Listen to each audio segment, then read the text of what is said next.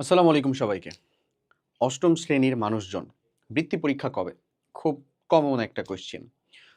তুমি যদি স্কুল থেকে প্রোভাইড করা যে প্রসপেক্টাসটা আছে সেটা দেখো এবং সেটা যদি আসলে এই সময়সূচি বা টাইমলাইনটা বা একাডেমিক ক্যালেন্ডারটা প্রকাশ করার পরে বানানো হয়ে থাকে, যেক্ষেত্রে অনেক জায়গাতেই সম্ভাবনা আছে যে পরে বানানো হয় নাই। আগেই বানানো হয়েছিল যেটা। যেহেতু বছরের শুরুতে বানায় দিয়ে ফেলা লাগে এটা।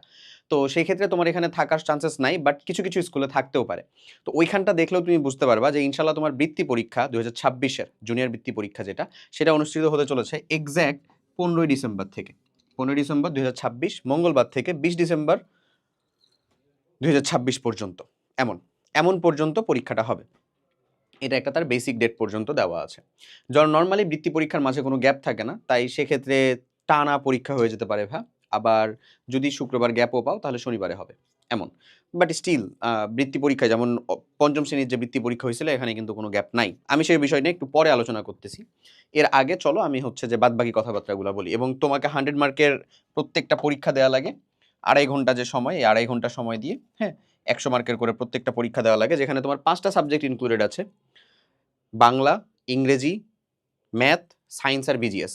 যদি আরেকটু ডিপলি চিন্তা করো তাহলে বেসিক্যালি ৫ টা না ৮ টা সাবজেক্ট ইনক্লুড আছে। বাংলার মধ্যে আছে বাংলা 1, বাংলা 2, বাংলা 3।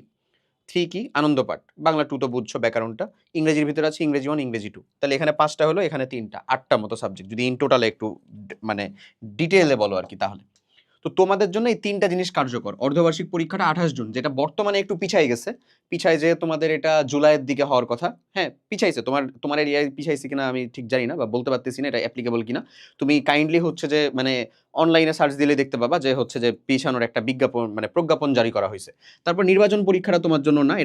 এটা মানে এসএসসি মানুষদের জন্য। তোমার বার্ষিক পরীক্ষার ডেট দেখো ১৯ নভেম্বর। ১৯ নভেম্বর থেকে তোমার বার্ষিক পরীক্ষা হবে। এটা ১২ দিন চলবে। এরপরে ১৫ ডিসেম্বর থেকে ডিরেক্ট হচ্ছে তোমার জুনিয়র বৃত্তি পরীক্ষা। এটার ফুল ডেট কিন্তু এখানে বা টাইমলাইন দেওয়া আছে। তার মানে তুমি এট লিস্ট নিশ্চিন্ত থেকো যে এটা প্লাস মাইনাস ২-৩ দিন। মাইনাস হওয়ার চান্স নাই, প্লাস। খুব বেশি হলে একটু পিছাইতে পারে।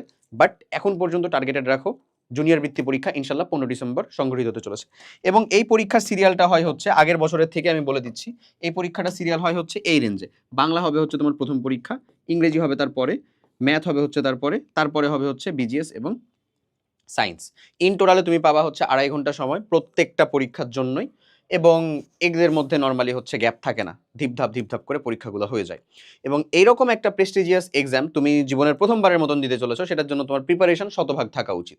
বিগত বছর খুব অল্প সময়ের মধ্যে জাস্ট এই বেসিক কিছু কাজগুলা করে আমাদের সাথে প্রস্তুতি নেওয়া ৩,০০০ প্লাস মানুষজনের মধ্যে ১৩০০ প্লাস মানুষজন জেনারেল এবং ট্যালেন্ট পুলে স্কলারশিপ পাইছে। এবং ওইবার আমরা যে কাজটা করছিলাম সেটা হচ্ছে ওদের জন্য ক্লাস 8 এসএসপি নিয়ে আসছিলাম। Class 8 sure scholarship program. ওই এসএসপিরই এবার আমরা নিয়ে আসছি হচ্ছে আরো ব্রড ভার্সন, যেটা ডেসক্রিপশন বা কমেন্ট বক্সে তুমি লিঙ্ক পাবা, যেখানে আমরা অলরেডি প্রিপারেশন নেওয়া শুরু করছি। লাইভ ক্লাস আমরা শুরু করি না এখনো, লাইভ ক্লাস শুরু হবে। দেখো অলরেডি আমাদের 9000 প্লাস মানুষজন এনরোলড এসএসপি 2.0। এই যে এসএসপি 2.0 প্রোগ্রামের কথা, হ্যাঁ, এটা হচ্ছে সিওরি স্কলারশিপ 2.0 আমাদের প্রোগ্রাম। এই প্রোগ্রামের সাথে যদি তুমি যুক্ত হও, এখানে তুমি ডেমো ক্লাস নিজে দেখতে পারবা। ডেমো ক্লাস নিজে দেখবা, প্রত্যেকটা দেওয়া আছে অলরেডি। এখানে তুমি বিগত বছরের আর্কাইভ ক্লাস পাবা, যেটা আমরা ওইবার নিছিলাম রেকর্ডেড। আর এই বছর যেগুলো সম্পূর্ণ রেকর্ডেড করা হয়েছে সেটা তো এখানে যুক্ত আছেই অলরেডি।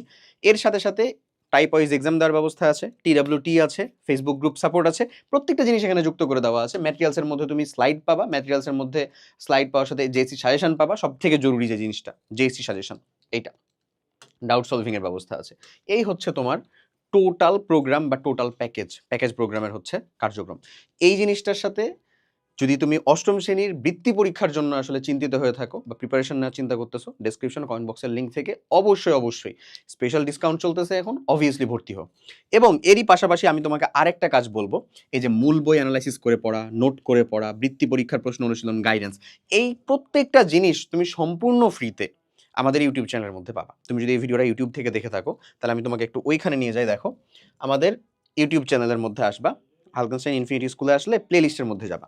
প্লেলিস্টের মধ্যে গেলে তুমি একটু নিচে স্ক্রল করবা। তোমাদের জন্য আমরা 3টা প্লেলিস্ট বানাইছিলাম, যেটা তোমাদের এবং তোমার আগের মানে সিনিয়র ভাইদের একসাথেই আছে। দেখো এখানে যে ভিডিওর সংখ্যাগুলো আছে, যেমন এই একটা প্লেলিস্ট তোমাদের জন্য ক্লাস 8 বৃত্তি ও বার্ষিক সাজেশন মাস্টার ক্লাস। এগুলা সাজেশন মাস্টার ক্লাস, মানে একটা ক্লাসের মধ্যে 1 ঘন্টা বা 1.5 ঘন্টার একটা ক্লাসের ভিতরে পুরোটা দেওয়া আছে, পুরোটা তোমার পুরো বই, মানে ধরো বিজ্ঞান পুরোটা।